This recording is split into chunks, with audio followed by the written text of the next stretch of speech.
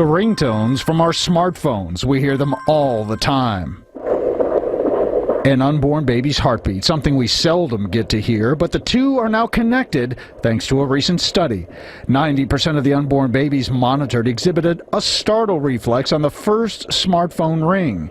With phones programmed to ring repeatedly every 10 minutes, 80% of the unborn babies continued to be startled. My first thought was, wow, how much have I used my cell phone? Probably more this time than I did the last time 3 years ago. That's when Michael Hassel gave birth to son Grayson. Now she's getting ready to welcome daughter Dakota into the world. I wish I had read it towards the beginning of the pregnancy rather than later, because then I would have definitely been more conscious of my cell phone use. Hassel, who's graduating nursing school the same week she's giving birth to Dakota, says the findings make sense. I remember having my phone in my scrub pocket, which would lay right on my stomach, and it would go off and I'd feel a little kick and not really think anything of it until now. And I'm like, well, maybe that did really affect how she was reacting. But what about other household noises like television?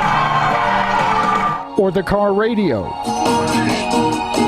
We're exposed to noise at all times, I mean, from any number of things, you know, in your car, on TV, you know, just people talking that could impact your baby. Jessica Montalvo is an OBGYN at Renaissance Women's Group. This wasn't an exposure that we had 10 years ago, so it's worthwhile to look into and think about, well, what are those impacts? It definitely makes me think of how it will affect their sleep pattern outside of the womb, because that's, you know, infants sleep so much, and if they're constantly interrupted, it's interrupting their growth and their happiness for sure, which and in turn can affect mom's happiness too.